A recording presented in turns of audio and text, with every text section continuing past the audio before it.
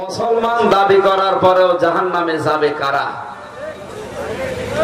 আপনি মনে করছেন কালেমা পড়লেই তো আমি মুসলমান, কালেমা পড়লেই আমি জান্নাতে যাব না, এরকম দৃষ্টান্ত ঠিক না।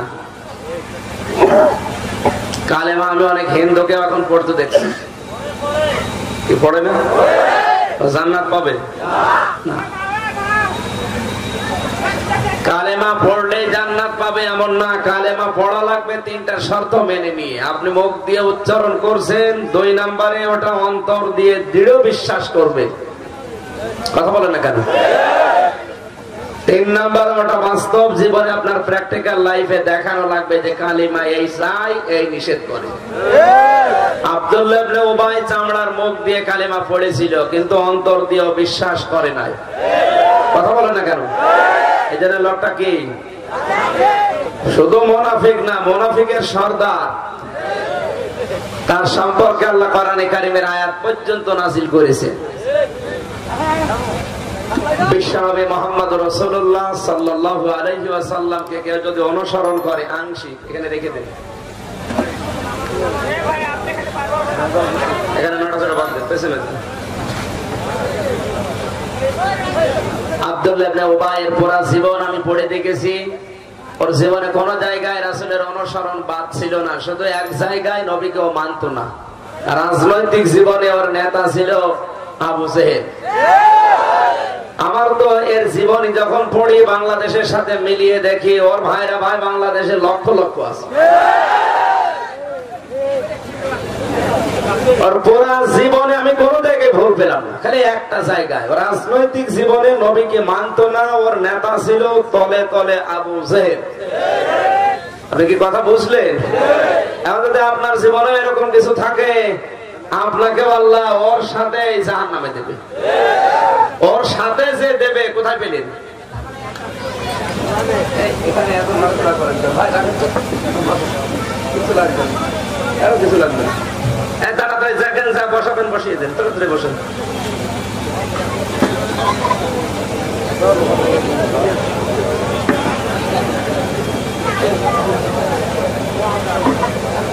আমি কি গরু ছাগলকে বলছি তাড়াতাড়ি করেন, যা করবেন তাড়াতাড়ি করেন, নিস্তব্ধ হয়ে যান। এই স্যান্ডেল ওলা তাড়াতাড়ি আসেন,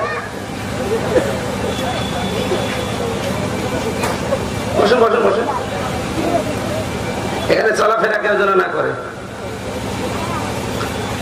কোরআনে কারিমে আল্লাহ জানিয়েছেন সূরা তাওবার 80 নম্বর আয়াতে, ইস্তাগফির লাহুম আও লা তাস্তাগফির লাহুম ইন তাস্তাগফির লাহুম 70 মাররাতান।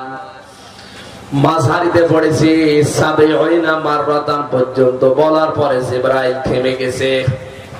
যতটুকু পড়লাম এর ভেতরে হুম কয় জায়গায়? আমরা ঘুমাচ্ছেন না?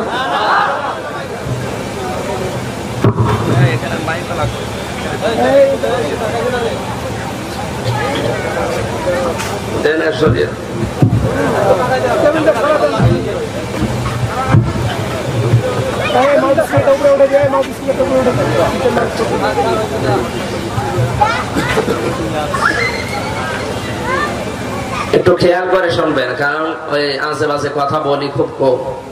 যতটুকু বলছে আধা ঘন্টা বলি, কিন্তু কোরআনে কারীম থেকে শুনেন।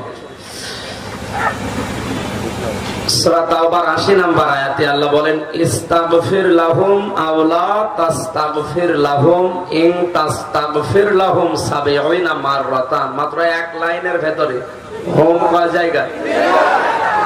হোম কি 1 বছর না বহু বছর? কি বুঝলেন তো?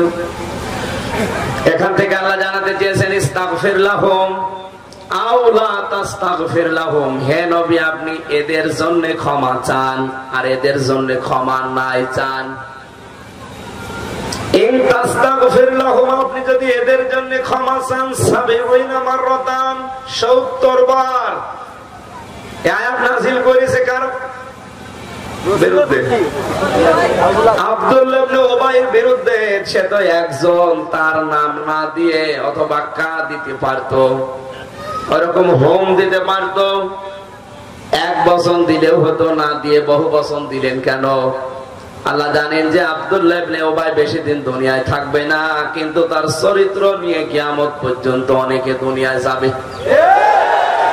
এই হোম দিয়ে আমার ঝামেলায় আছে। এটা যদি না থাকতো আমাদের কোনো অসুবিধা ছিল না। যদি হোম দিত শুধু তাও ঝামেলা ছিল না। হোম দিয়ে আমার মনে হয় এখন আমরা ঝামেলায় আছি।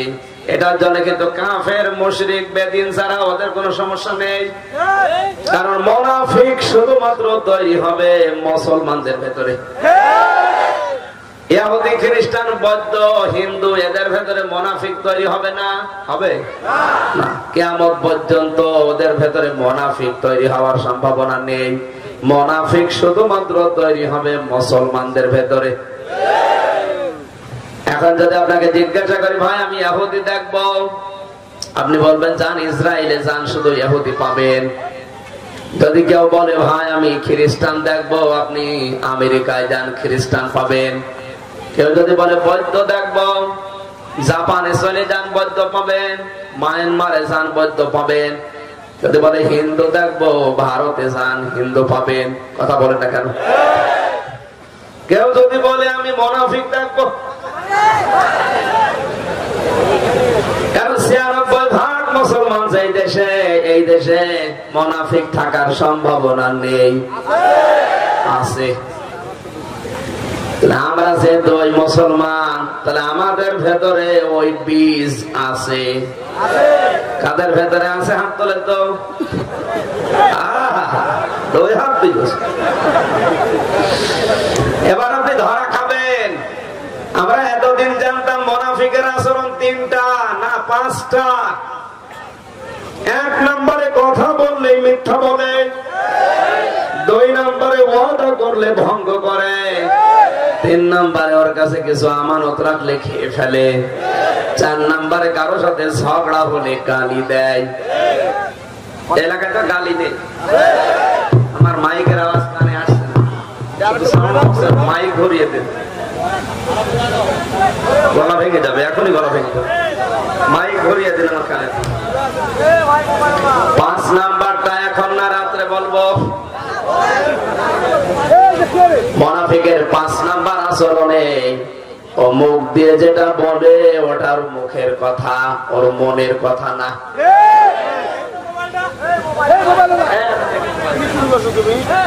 আপনার জন্য খুব সমস্যা আছে, রাখেন।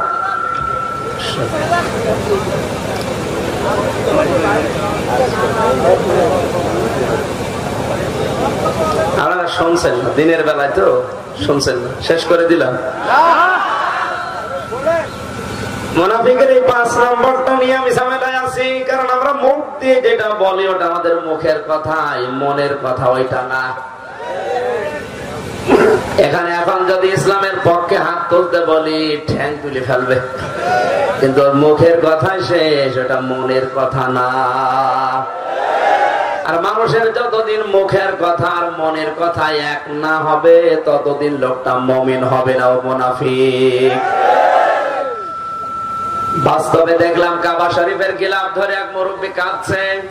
কাছে যেয়ে বললাম দাদা বাড়ি কোথায়? বাংলাদেশ। কোন জেলায়? নোয়াখালীর কোম্পানিগঞ্জে।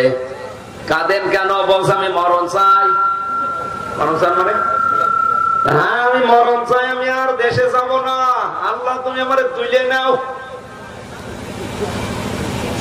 মুরব্বী মানুষ দেখি দাড়ি ভিজে ভিজে পানি পড়ছে, নিয়ে গেলাম হোস্টেলে, যে নাস্তা করালাম, দেখি বাইরে ঝড় উঠে গেছে।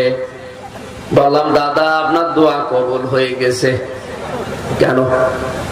আপনি কাবার গেলাম ধরে বললেন যে আপনি মরণ চান, দেখেন কি ঝড় হচ্ছে, আপনি বাইরে যাবেন আর মরবেন, আপনি প্রস্তুতি নিয়ে নেন তাড়াতাড়ি। আমারে বলছে আমির হামজা এর দোয়া তো আমি এবছরের জন্য করিনি। কি সিটার, ঝড় দেখে দোয়া পাল্টি হয়েছে। বলছে আগামীতে যদি আসি তখন। ওর মুখের কথা আর মনের কথা কি এক? হ্যাঁ কথা বলে দেখেন। এই যে গত জানুয়ারি মাসের ২৬ তারিখে গিয়েছিলাম আমার গ্রামে, এসে বলছো হুজুর আসসালামু আলাইকুম। কি দাদা মরেননি? না আগামী গাড়িতে যদি যায়, ও যাবে না মরবে না। এই জন্য ওর মুখের কথা আর মনের কথা যতদিন এক না হবে, ও কি হজ করলেও মুনাফিক। কথা বলে না কেন? যেহেতু হোম আল্লাহ দিলেন, বোঝা যাচ্ছে আয়াতটা যেহেতু কিয়ামত পর্যন্ত থাকবে, আর বাংলাদেশেও যেহেতু এই আয়াতটা আছে না নেই।